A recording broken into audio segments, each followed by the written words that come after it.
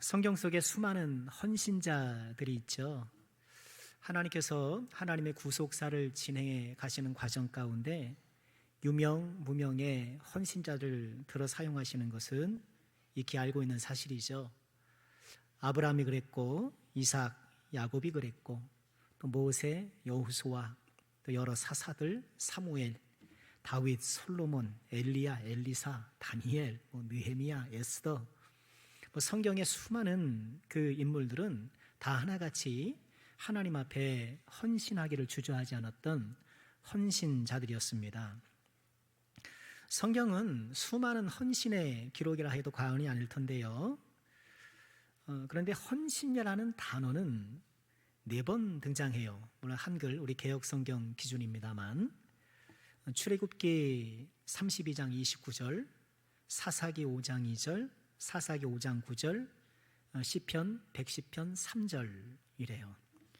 헌신으로 가득 차 있지만 헌신이란 단어는 상대적으로 좀 적게 등장하긴 하는데요. 이 4번의 사례 가운데에 2번, 3번, 4번 다시 보이시겠어요? 사사기 말씀 그리고 시편의 말씀에 나와 있는 헌신은요, 나다브라는 단어인데 즐겁게 어떤 일을 하는 거예요. 즐겁게 하는 거. 그래서 시편 110편 3절에 보면 주의 권능의 날에 주의 백성이 거룩한 옷을 입고 즐거이 헌신한다, 이렇게 말씀을 해요. 즐겁게 헌신한다. 즐겁게 뭐뭐 하다를 한글로 번역하면서 헌신을 덧붙여서 이렇게 번역을 한 거예요. 그런데 첫 번째 출애굽기 32장 29절은 헌신이라는 표현이 좀 독특해요.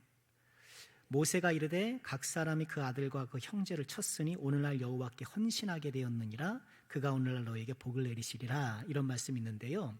출애굽기 32장이니까 금송아지 사건이란 말이에요.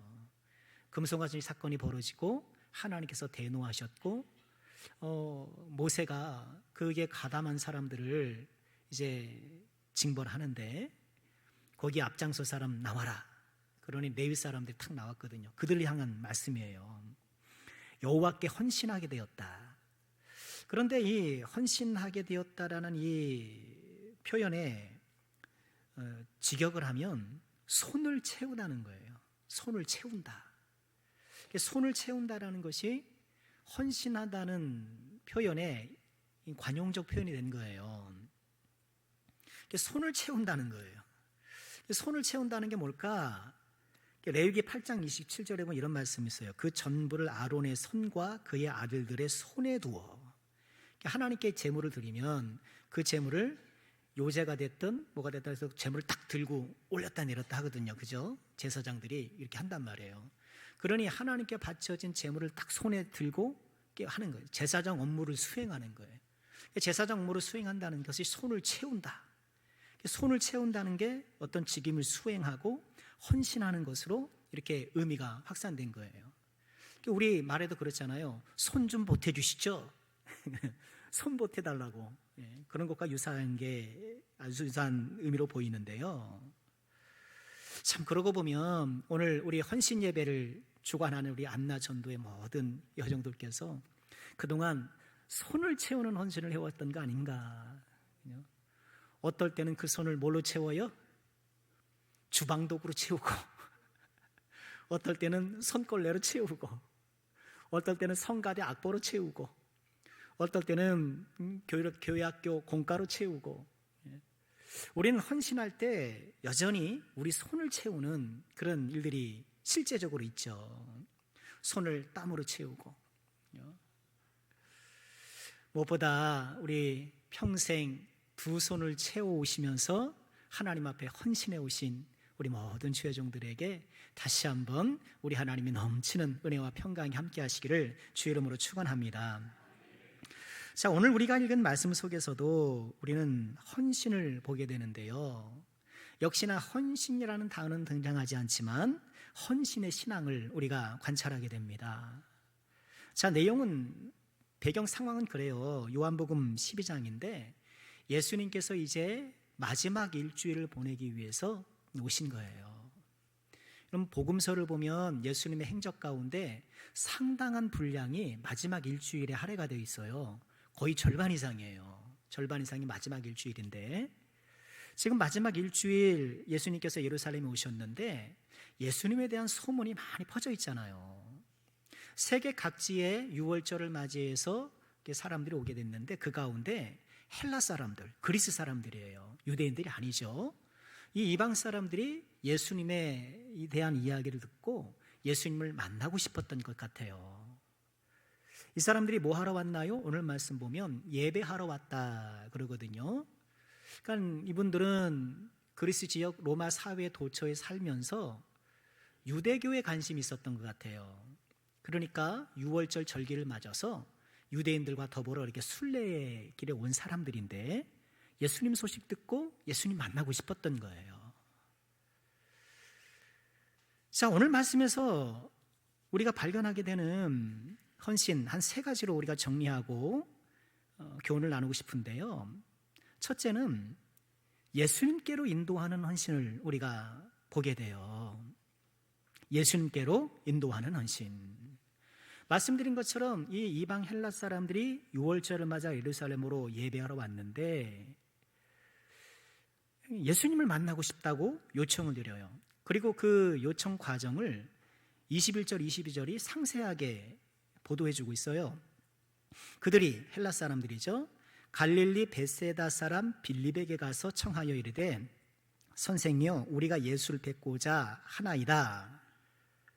예수님한테 직접 가기는 어렵고, 왜냐하면 이방인이잖아요. 이방인들이 유대인과 이렇게 막 만나기가 쉽지 않은 사회 분위기니까 어떻게 좀 빌립에게 이렇게 좀 다가가서 예수님 좀 만날 수 없을까 이렇게 요청했던 것 같아요. 그랬더니 빌립은 또 어떻게 했나요? 22절 보실까요? 빌립이 안드레에게 가서 말하고 안드레와 빌립이 예수께 가서 여쭙다. 굉장히 자세하게 해요. 그럼 빌립도 그 얘기를 듣고 혼자 결정하기 어려웠나 봐요. 예수님이 이방인을 만나실까 어떨까 좀 그렇잖아요. 그 사회 분위기 자체가 이방인과 접촉하는 것이 조심스러웠기 때문에 예수님께 이방인을 데려가는 것이 좀 주저됐던 것 같아요. 그러니 아마 자신과 친했던 안드레와 빌립이 굉장히 친했던 것 같아요. 오병이어에도 두 사람이 같이 등장하거든요. 그래서 같이 갔는데요. 또 한편 이 안드레는 성경의 여러 내용들을 보면 예수님께 누군가를 인도하는 일에 굉장히 적극적이었던 것 같아요. 베드로를 예수님께 처음 인도한 것도 누굴까요? 안드레예요. 베드로 동생이잖아요. 또 말씀드린 오병이어 사건에서 한 아이를 이렇게 데리고 예수님께로 인도한 사람 역시로 안드레예요. 안드레는 누군가를 예수님께 데려가는 것을 다른 사람보다 더 적극적으로 했던 사람이 아닌가 싶은데, 자, 이런 빌립과 안드레가 예수님과 헬라 사람들 사이에 가교 역할을 하면서 이렇게 연결해 주는 장면. 여러분, 이것은 지금 장차 이 예수님의 제자들이 해야 할 일을 예고적으로 보여주신 것은 아닐까, 전 그렇게 묵상을 해보았어요. 빌립과 안드레뿐만 아니라 이제 예수님 승천 이후에 모든 예수님의 사도된 사람들, 예수를 믿는 사람들이 힘썼던 이들 가운데 하나가 뭐예요? 많은 사람들을 예수님께 인도하는 그 일이었어요. 예수님께 소개하는 것. 오늘 헌신 예배를 맞이해서 이런 빌립과 안드레를 위시한 여러 예수님을 소개했던 사람들을 통해서 우리가 배우게 되는 헌신의 영역이 어딜까요? 예수님을 소개하고 복음을 전하는 것이 헌신의 영역이더라는 거예요. 여러분, 우리가 다시 한번 이 말씀을 좀 깨닫고 우리 삶에서 예수님을 꾸준히 소개하는 이 전도의 헌신을 다시 한번 다짐하는 이 시간이 돼야 되겠습니다. 저도 그렇고요. 우리가 돌아보면 예배에도 헌신을 잘하고 기도에도 헌신을 잘하고 또 여러 가지 섬김 사역에도 헌신을 잘하는데 유독 전도에는 헌신을 잘 못했던 것이 아닌가. 오늘 이 헬라 사람들을 예수님께로 인도했던 빌립과 안드레의 모습을 보면서 다시 한번 우리가 이제 2월이잖아요. 올 한 해 또 내가 또 예수님께로 인도할 사람들을 위해서 기도하고 또 기회를 쫓아 예수님을 소개하고 참 제가 너무 감사한 것은 이렇게 신방 돌면서 어떤 가정에 갔더니 그 몇 년 전에 기도 제목이 뭐냐면 남편 좀 교회 나오는 거. 남편 좀 교회 나오는 게 기도 제목이었어요. 근데 지금 그 남편이 같이 신방 예배 드리고 교회로 나오고 있는 거예요. 네? 얼마나 감사한지 몰라요. 하나님께서는 기도에 응답하시고요, 하나님은 살아 역사하셔요. 참 그래서 가서 같이 감사한 것을 나눴는데, 아니 몇 년 전만 해도 좀 그것이 기도 제목에서 같이 기도했는데 그것이 이루어져서 이제 함께 예배하고 있으니, 여러분 지금 가족구원에서 열심히 기도하시는 분 아직 많이 계시잖아요. 우리가 소망을 잃지 말고 다시 한번 힘을 내서 또 열심히 복음 전하고 기도할 수 있기를 주의 이름으로 축원합니다. 오늘 말씀 통해서 우리가 두 번째로 관찰하는 헌신의 내용은요, 주님을 따라가는 헌신이에요. 같이 해볼까요? 주님을 따라가는 헌신. 따라하시죠? 주님을 따라가는 헌신. 이게 또 헌신이죠.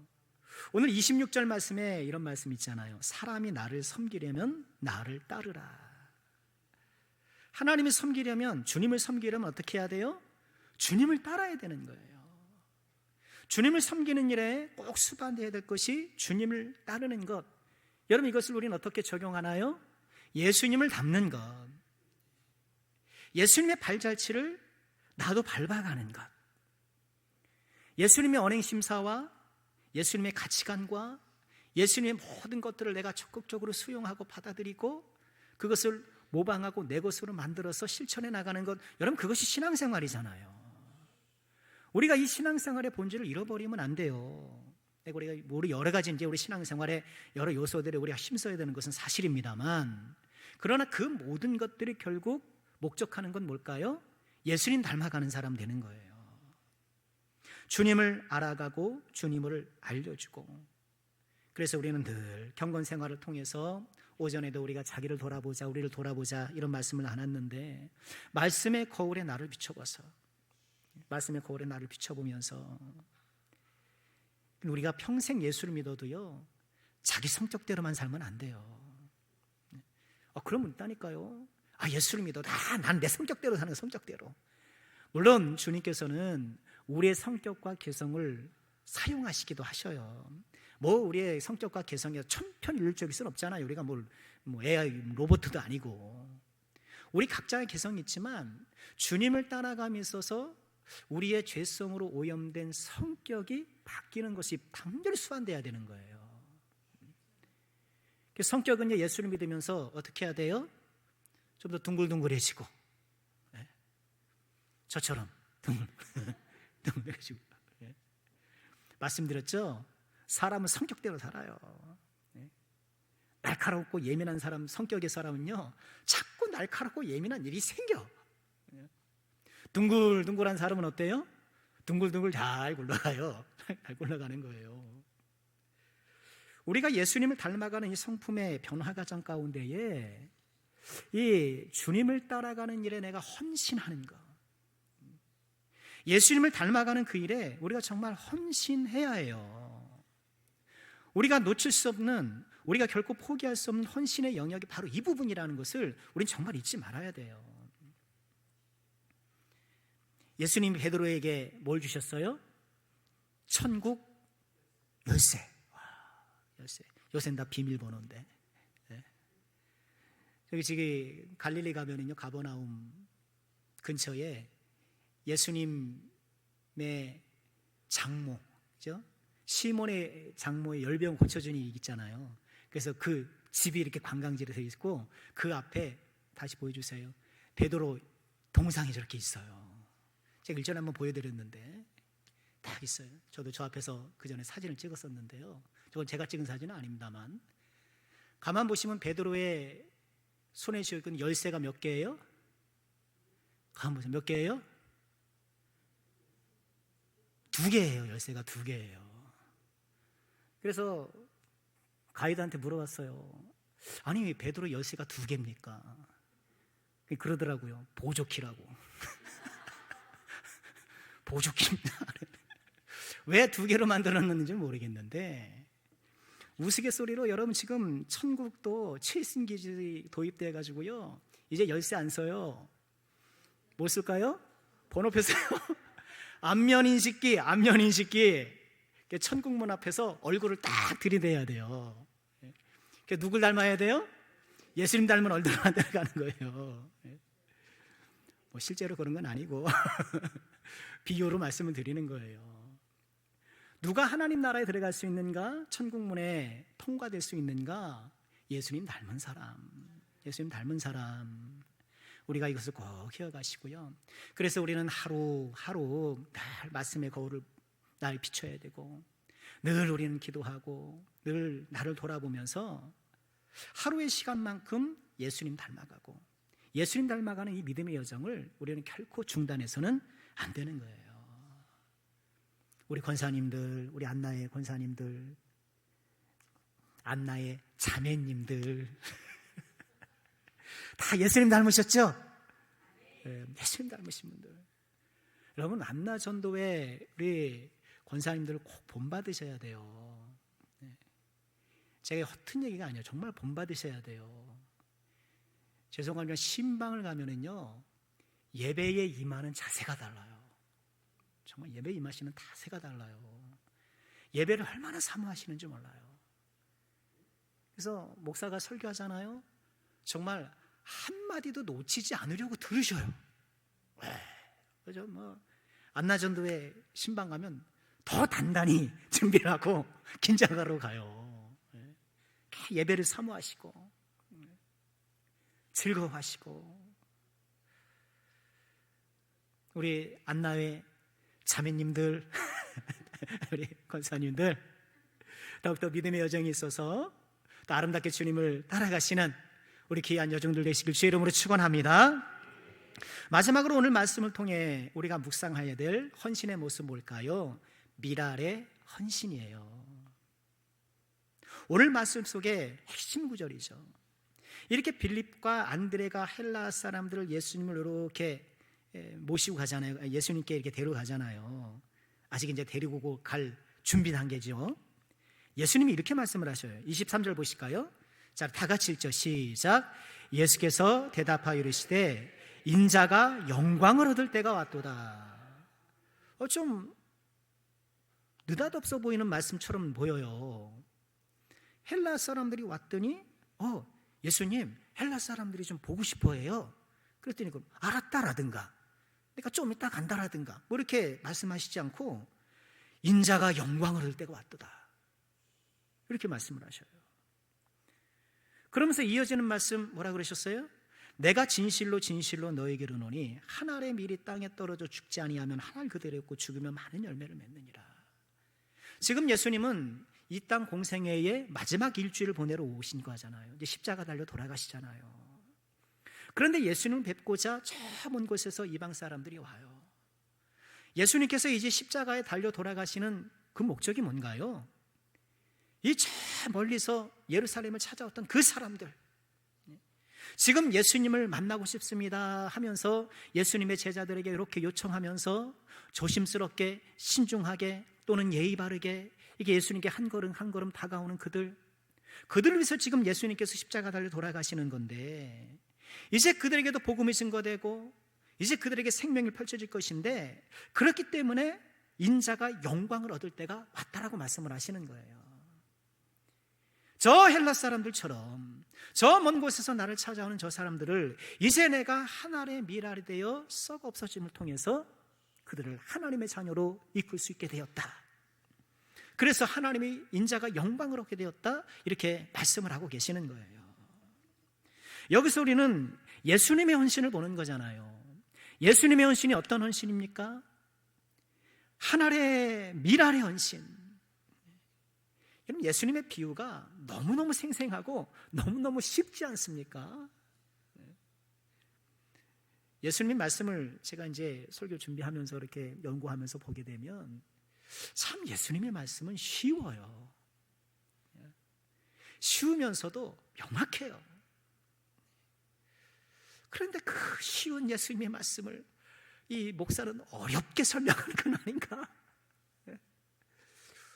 학문이라는 게 그런 거잖아요. 쉬운 말을 어렵게 하는 게 학문이라 그러잖아요. 아니, 예수님에게 쉽고도 명쾌한 말씀을 하는 목사가 돼서 오히려 좀 어렵게 전하는 건 아닌가, 막 그런 생각도 해보게 되는데요. 이 미랄의 비유는 너무너무 쉽고 너무너무 명확해요. 한 알의 미랄이 썩지 않고 어떻게 열매가 날 수 있겠는가. 우리 권사님들, 농사 지어본 분들도 많이 계시잖아요. 밭에 나가서 내가 씨를 뿌리면 나중에 그 씨가 있나요? 상추를 심었는데 상추가 쫙 펴놓고 탁 뽑아보면 상추 씨가 여전히 남아있나요? 아니에요. 그 씨앗이 녹아서 뿌리가 되고 줄기가 되고 잎이 되고 열매가 되고, 이 미랄이 죽음을 통하여서 생명이 펼쳐지는 것 아닙니까? 야, 놀라운 신비죠. 씨앗은 죽고, 그러나 죽어서 끝나는 것이 아니라 그 씨앗 속에 담겨있던 생명의 다른 형태를 통해서 이렇게 피어나는 것.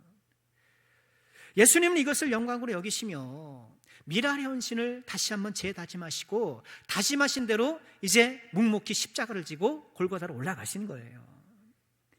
여러분, 나의 헌신은 어떤 헌신인가?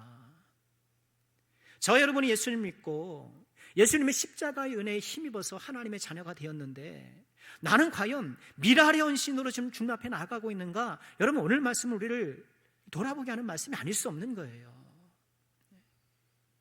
헌신은 하지만 굳이 그렇게 죽어야 되느냐? 그렇게까지 해야 되느냐? 요한계시록 2장 10절에 이런 말씀을 하시잖아요. 너는 장차 받을 고난을 두려워하지 말라. 볼지어다 마귀가 장차 너희 가운데 몇 사람을 옥에 던져 시험을 받게 하리라. 너희가 10일 동안 하늘을 받으리라. 그 다음 같이 읽을까요? 시작. 내가 죽도록 충성하라. 그리하면 내가 생명의 관을 내게 주리라. 설교 초두에 말씀드린, 서두에 말씀드렸던 이 성경에 등장하는 수많은 사람들 보세요. 아브라함부터 쭉 보세요. 이 사람들이 죽음 앞에서 뒷걸음질 쳤겠는가? 이 헌신자들이, 우리가 존경에 맞지 않는 이 믿음의 조상들이 미랄이 되는 것을 주저했겠는가? 우린 미랄 되신 예수님, 미랄 되는 믿음의 조상들의 그 혜택과 그 모범을 물려받은 우리인데, 나는 미랄 되기를 좀 주저했던 것은 아닌가?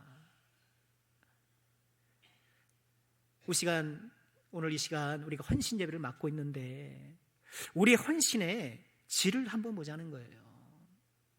미랄의 헌신으로 나는 과연 죽는 헌신으로 나가는가? 여러분, 우리가 이렇게 자유로운 대한민국에서 사는 것이 얼마나 감사합니까? 그런 물리적 박해가 없잖아요. 얼마나 감사한 일이에요. 그러나 여전히 우리는 죽어야 할 것들이 너무너무 많잖아요. 옛사람도 죽어야 되고, 옛습관도 좀 죽어야 되고, 죽을 때도 너무 많은데, 그런 것들이 여전히 살아서